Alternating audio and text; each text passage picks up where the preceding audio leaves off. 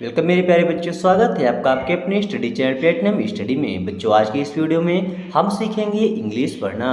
अगर आपको बिल्कुल भी इंग्लिश पढ़ना नहीं आता है, यानी कि जीरो लेवल से इंग्लिश पढ़ना सीखना चाहते हैं, तो ये वीडियो आपके लिए एकदम सही है, क्योंकि इस वीडियो में बिल्कुल बेसिक से आपको इंग्लिश पढ़ना सिखाया गया है। तो चलिए शुरू करते हैं। सबसे पहले देखिए, यहाँ पे लिखा गया RUN। अगर हम देखेंगे तो R से बनता है रा। क्या बनता है? रा। ठीक है। और N से बनता है ना। क्या बनता है? ना। इन दोनों को जोड़ेंगे तो हो जाएगा रन। यू का तो हमने उच्चारण किया नहीं। अब यू लगा तो यहाँ छोटा ऊ का मात्रा नहीं आएगा। जब दो वावेल के बीच में यू आता है तो छोटा आ की तरह उच्चारण करते हैं, और छोटा आ को लिखा नहीं जाता है, तो क्या हो जाएगा? रन। अब इनको आप आसानी से बना सकते हैं। जैसे एफ से बनता है फा और एन से बनता है ना, तो ये हो जाएगा फन। क्या हो गया? फन। CUT।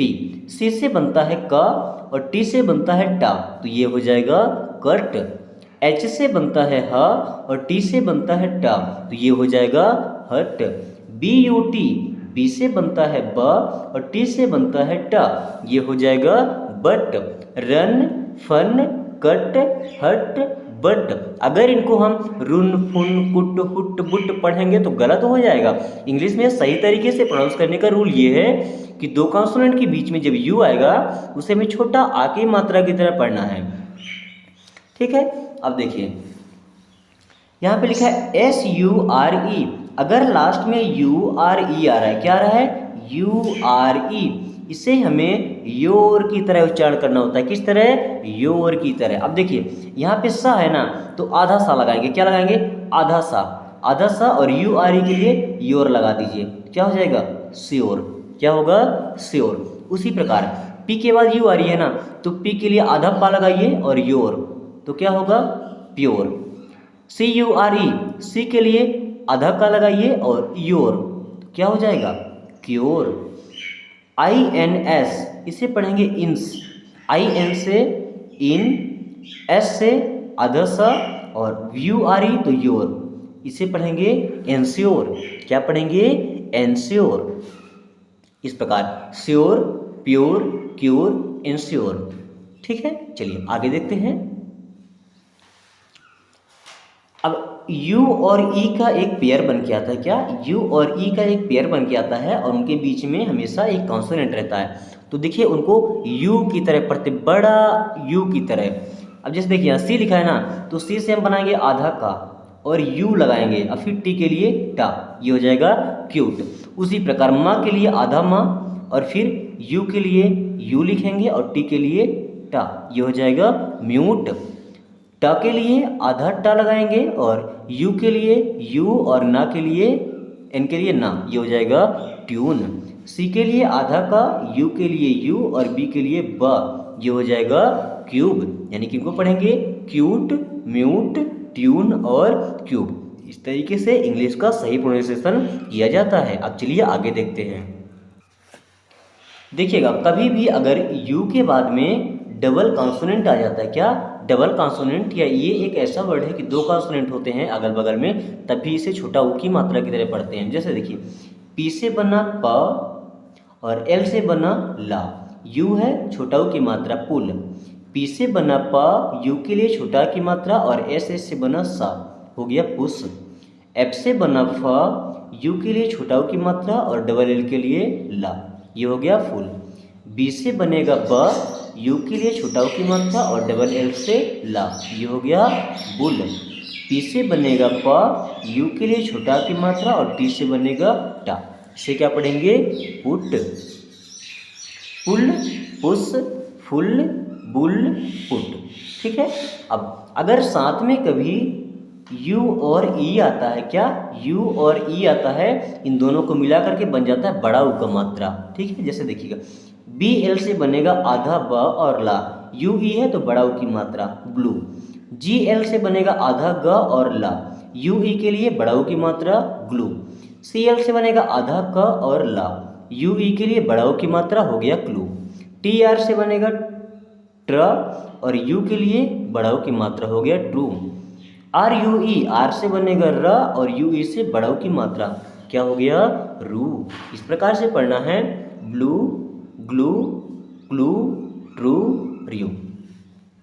बच्चों अगर आप इस चैनल पर नए हैं और चाहते हैं कि ऐसी हेल्पफुल वीडियो सबसे पहले आपके पास आए तो चैनल को सब्सक्राइब करके और बेल आइकन को ऑल नोटिफिकेशन पे क्लिक कर लें ताकि आने वाली सभी वीडियो सबसे पहले आपके पास पहुंचे और आप 10 दिन के अंदर ही इंग्लिश पढ़ना सीख जाए, यानी कि फर्राटेदार इंग्लिश पढ़ पाएँ, अपनी क्लास में सभी को हैरान कर दें। चलिए तब तक अगला ट्रिक देखते हैं।